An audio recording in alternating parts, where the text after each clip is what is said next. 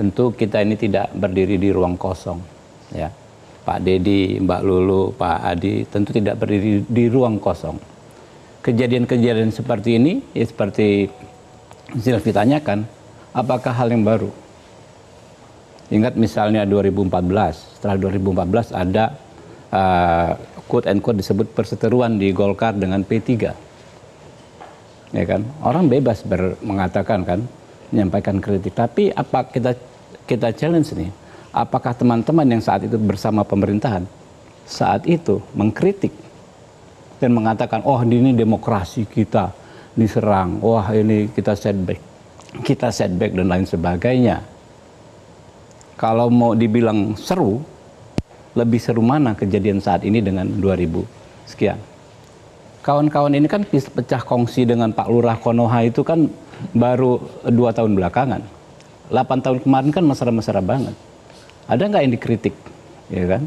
Dari setiap peristiwa-peristiwa terkait partai politik saat itu. Nah, kalau yang sekarang dipersoalkan, ya kan ya, kita mau tanya 2014 itu apa, ya kan? Nah, dan yang sekarang ini kita nggak tahu kubu-kubunya sebelah mana. Yang mana kubunya? Kalau tadi dikatakan sama Silvia, dan di mana-mana di acara seperti ini dikatakan Pak Erlangga adalah orang yang loyal, baik terhadap Pak Jokowi maupun terhadap Pak Prabowo, berprestasi baik terhadap Pak Jokowi maupun Pak Prabowo. Lantas alasannya apa? Kalau dituduh misalnya Pak Jokowi atau Pak Prabowo cawe-cawe, kan nggak ketemu, gitu loh. Kita nggak bisa, Mas Adi Prayitno selalu mengatakan publik yang mana? Saya selalu berhadapan dengan Mas Adi Prayitno bicara soal ini. Ya kan, karena ketika kita bicara publik, semua orang juga bisa mengklaim, oh ini ada persoalan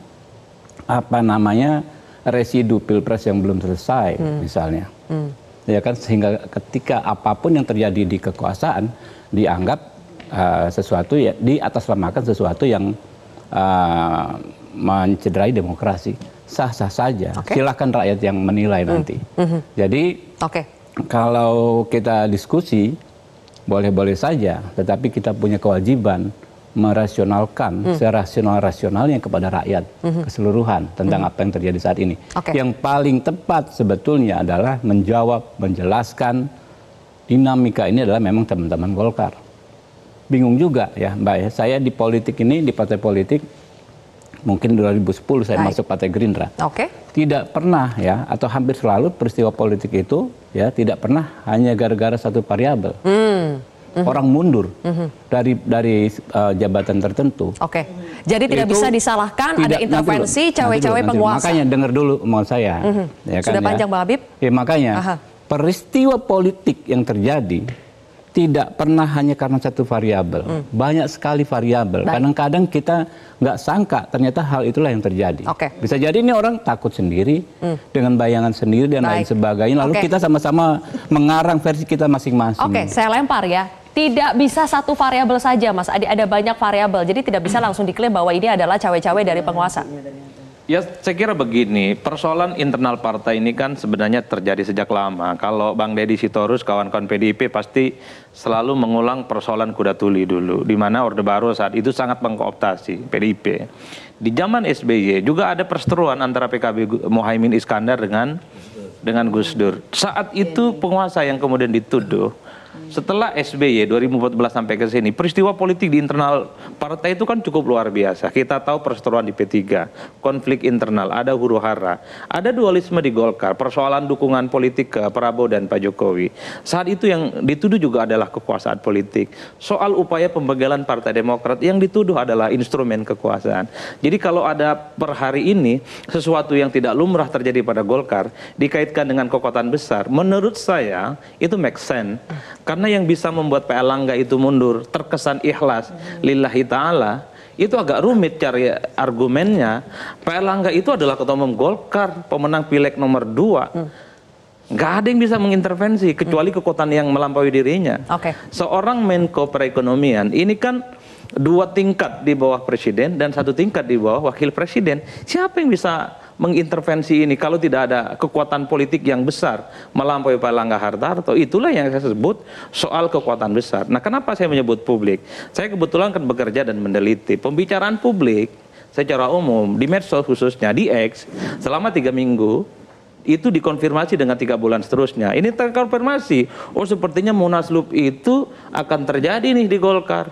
Kenapa? Karena kepentingannya pilkada serentak, soal komposisi kabinet, dan kemudian Golkar menjadi partai yang sangat seksi bagi siapapun untuk dikontrol dan dikendalikan. Itu yang saya sebut. Jadi ada parameternya yang kemudian kita pakai pembicaraan-pembicaraan itu. Apa? Di media online. Yang kedua di X.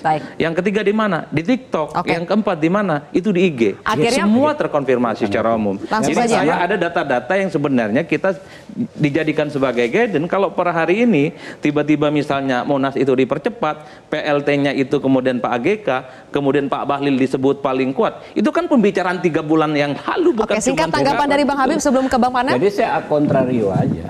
Ya, satu tadi dikatakan menjadi tanda tanya seorang Pak Erlangga yang dikatakan loyal berprestasi, kalau nggak ada kekuatan yang besar untuk membuatnya mundur, justru itulah yang menjadi pertanyaan.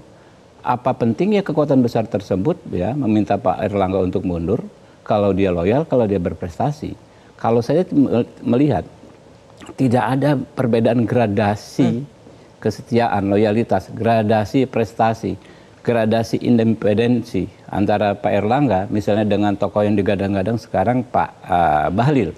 Apa perbedaannya? Sama-sama loyal. Kalau kita melihat ya, sama-sama berprestasi, sama-sama independen yang mempertahankan independensi partai.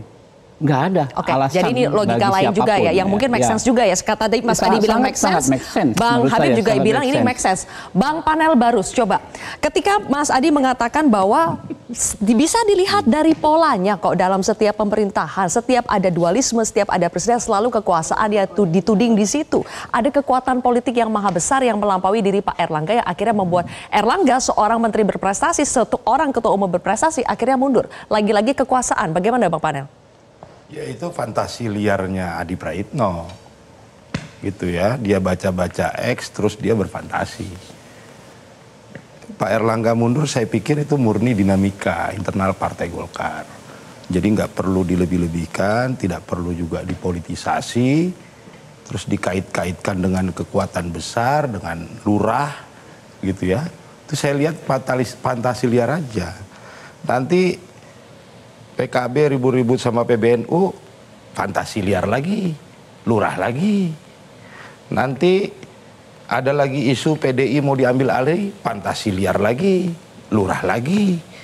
Nanti ada orang bercerai, lurah lagi kena salah. Ini nggak ada habis-habis ya fantasi-fantasi liar ini, gitu loh. Jadi saya ingin tegaskan bahwa sisa 2 bulan Pak Jokowi ini, Pak Jokowi fokus melakukan hal-hal yang penting, yang strategis, ya. Nggak ada waktu untuk ngurus-ngurus kayak gitu. Tidak ada waktu untuk ngurus-ngurus itu, termasuk untuk mengambil alih sebuah partai politik, begitu ya? Pak Jokowi fokus bagaimana memperingati 17 di IKN nanti, ya.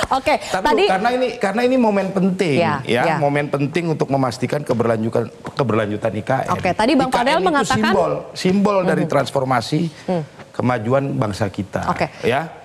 Jadi kemajuan bangsa kita ini juga harus dipaksa, menurut saya. Sama halnya dengan kemerdekaan Republik Indonesia, di mana kaum muda memaksa Pak Karno untuk segera proklamirkan kemerdekaan. Kalau begitu, tadi satu hal yang disebut